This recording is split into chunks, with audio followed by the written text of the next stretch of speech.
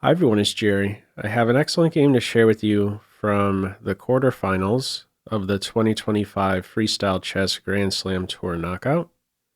This was game 1 of 2 between Gukesh Domaraju on the white end and Fabiano Caruana. So this was played on February 9th, classical time controls, 90 minutes with a 30-second increment. This is start position number 381. With this arrangement, the A-pawns are unprotected, and with move 1, it's a target. Defended. In comes F5, and now E4 break. Got to break up the duo. In playing E4, Gukesh is saying I'm okay sticking around with my king on C1 or castling in this direction with the rook ending up on this square, king staying put. After the rook move, forget about castling in this direction.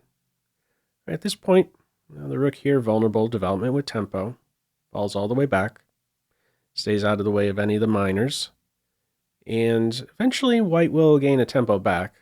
Bishop will be vulnerable to knight e3. All right, queen g8, maybe hinting at a g5 advance, undermining this f-pawn. Bishop f2, defense of the rook, a little bit of air for the queen. Knight g6, and now f5. Space grab, moves forward, packs a punch, and convenient defense. Defense and attack here. Knight move here to e3. Oh, a bit of a flashy move here. Playing straight in the center, we have e5. From here, white goes ahead and tracks down the light square bishop. We're going to see an imbalance shortly after just a handful of moves here, 9 moves.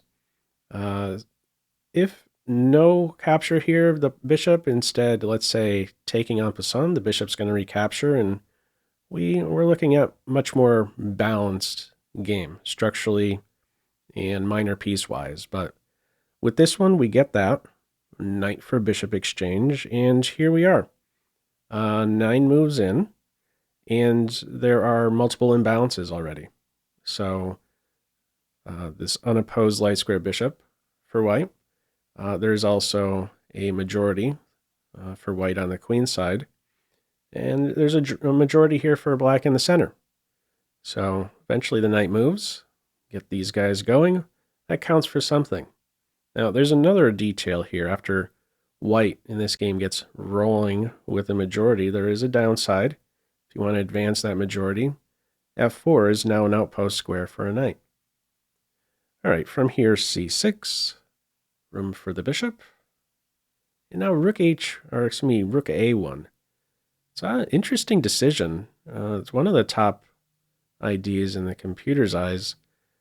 Clearly, Gukesh is saying I'm okay right here with my king, and I'm going to look to potentially activate my rook in a different way. He's trying to be disruptive here to this knight here on b6.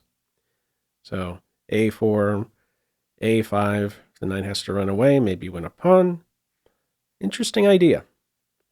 Now, the follow-up here, knight f4, very sensible, outpost square. In comes a4, and Caruana meets that with a5. So you will not go any further.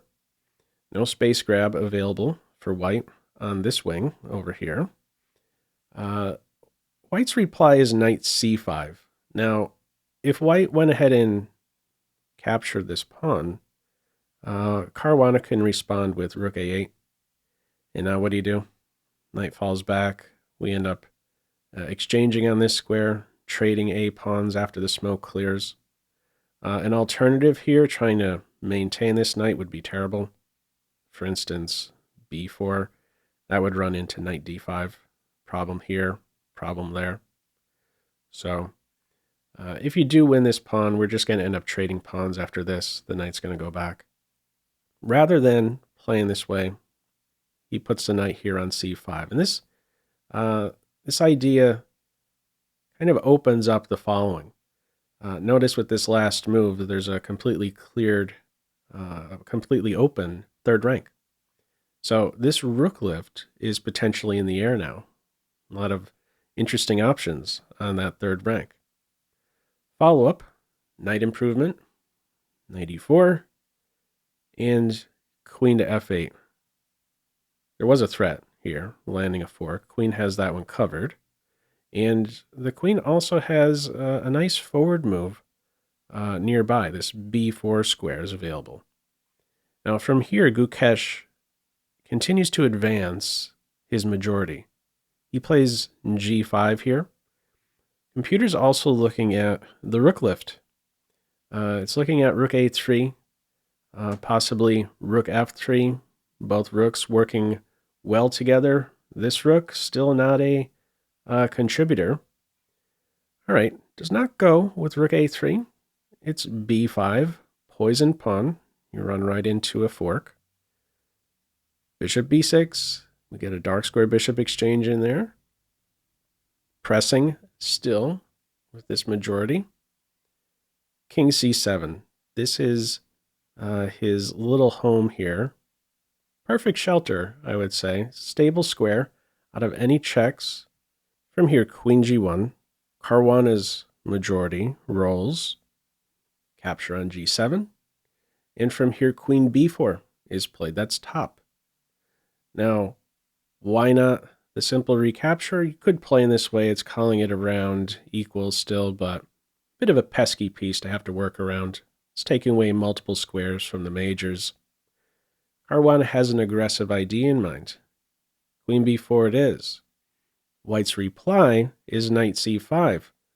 What is this aggressive idea Black has? Well, if we revisit knight f6 in this position, with a queen on b4 rather than the post here on g7 collecting the pawn, he was going to play knight c4. And White was going to feel some serious issues here on the dark squares. The queen and knight coordinate on these 2 points, and White would not be able to defend both. So you could collect the rook first. Eventually you're going to have to address the threat on b2. Here's what the top line looks like from here. It says defend b2 with the rook, give up this pawn with check, and now it's looking at d4. Working next on this e3 square. Both black knights planted in White's house compensate for being down the exchange. It would almost feel like White would be prepared to give that exchange right back with those knights. So well supported and invasive. Also, maybe even a reason to keep the knight on c4 for a little bit. This rook here on a2 not looking so bright. So there is certainly compensation in short, a line like this, giving up the exchange. White does not go in for this. Knight c5 it is. And Caruana's response is to cut off the queen's defense of the knight. He plays d4 here. Now, if knight c4 was played, this knight was prepared to help defend these 2 dark squares with the move knight b3. Direct defense, and it also shields the queen from seeing b2 directly. So no knight c4 here. It's d4. Knight b3 is played here. A sneaky move available here to White. Computer says best is to give up this pawn. Go ahead and queen and deflect the rook away so that you can swipe this center pawn, and this knight gets to stay put for at least a little bit more. In the process, this knight has been stripped of its defense. So that would have been a bit of a sneaky move there to flick in. His response, though, withdraws the knight. From here, rook e7, rook e4, and now we have knight to c4. Computer has its eye on connecting knights. There is a trick nearby for White to swipe here and undermine the support of the f4 knight. Connecting knights would defend against that little trick there. He goes with knight c4, much more forward, still has an eye on these 2 dark squares. And from here we have queen f1, that is top. In comes knight d6. Right around here, a little clock update. Started out classical game, 90 minutes, 30-second increment. But by this point, we're looking at both players here under 4 minutes. Still have that 30-second increment, but only about 4 minutes for each. White's response now, he goes ahead and plays c3. There is a really slick continuation here for White. Now, I'm not sure you could really ever pull this one off with so little time remaining. This is what it has its eye on. Ready for this line? It says you could go ahead and swipe on f4 and then track down this rook with check. The king would have to step up. Going back here, the pawn's promoting. Not the end of the line. It wants to follow up here with c3. Now check this position out. The only move for black would be to immediately move the queen. It says queen c4, knight takes pawn, still calling this around +1 area. This is potentially in the air, controlling that promotion square. Still tricky from here, saying c5, knight here. All right, there is a little detail in response to this c3. If instead black first captures on c3 in this position, white would be winning. Notice after the recapture towards the center, now black would have to deal with this rook entering the mix. This would be a winning setup here for white. King, very vulnerable piece in this situation. All right, we do not see a queen sacrifice, but that's one of the prettier possibilities in this game here. He goes with c3, queen c4, and yet again, it's saying you could go ahead and capture here on f4. We get the queen exchange in this one. So queenless endgame here now. Following through, knight captures pawn. There we go, the undermining of this knight. Not quite done just yet. In comes knight d6. And from here, rook takes knight. This is the best response. What other option does white have? There is a pin in this situation, but trying to maintain that pin in order to prevent pawn captures knight, well, it's not quite there for white. So if you try and maintain the pin, how would you do that? You'd have to back off somewhere along the e file here. But forget about this square. The knight has this e2 square. Considering these two, well, forget about this one because that one's going to run into a fork. This would be the only other one to consider, but black would have a trick up his sleeve with that one as well. There would be knight d5, hitting the rook and defending the rook, which would next pave the way for pawn captures knight, and black would be up a piece. So rather than be up, allow black to be up a piece, we're going to play a position where it's black only being up the exchange. This is the correct approach now for white. We continue with bishop b3. And from here, king d7 is played. There is another really beautiful line right around here. Before bishop b3 was played, Gukesh was prepared to give up this rook. He had an idea to go ahead and promote this pawn.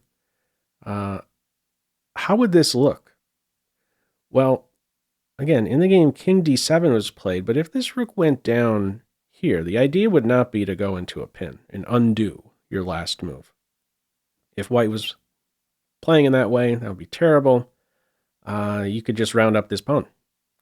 No knight checks to worry about. The pieces have these squares. The other forward moves, the pawns have these squares here from the knight. So that would be terrible. This was his idea. If Caruana went in for this check rather than the move in the game, king d7, he was going to step up. And after rook takes rook, he wasn't going to promote. He was prepared to give this check on e6 and then play knight f8. And this would cut off the rook's defense of g8. So what does this mean? White will be able to promote. Black is not in a position to sacrifice a piece for the pawn. Now, here's the thing.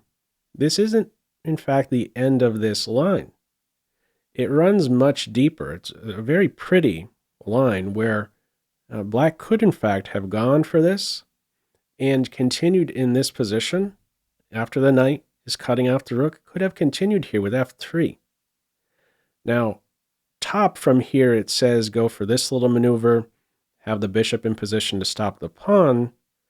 In the end, it's calling it about +1. But what I want to highlight here is the variation where white immediately promotes. With this line I'm highlighting, it would be a draw in a very pretty way. Check this out. The pawn continues to march. Now, who's going to stop the pawn? White has this check.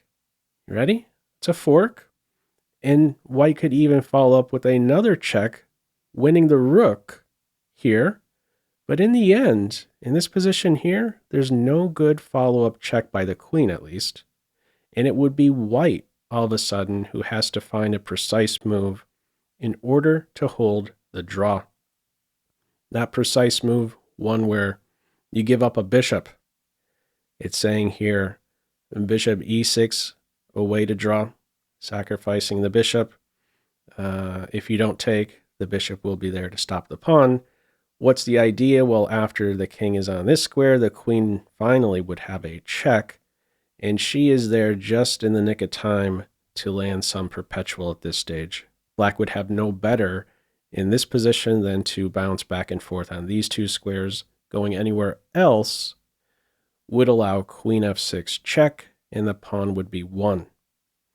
We could have a repetition of position here. A very special line, I must say. So, not played here was a possibility, but did the players have the time to calculate that? Probably not. So, after this bishop b3 move, we do not see this rook check. The king steps over. We get the promotion. Bishop captures the rook. Now Caruana goes in for the check, swipes the rook in the corner. Bishop captures pawn. Let's just pause for a moment. We're looking at what imbalance? Bishop and two connected pass pawns versus the rook. Now from here, king e7 is played, inching closer, helping to defend against the passers. Very sensible. It's pointing out immediately, go after this pawn. All right.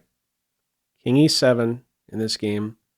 And now from here, h4 is played. And this turns out to be a blunder.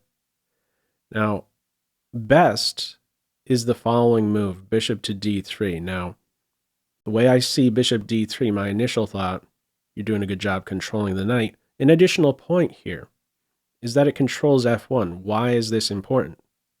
Well, in the event of rook h1 in this situation, white has a save apparently with knight f3. And there isn't a way to challenge the knight. Got this square covered. And this knight from this now stable f3 square does a good job of supporting these two passers. It says this is holdable. It says this one's a draw. Now another interesting detail is that if bishop d3 was played and this rook captured the pawn, check out this move. You ready? King f1.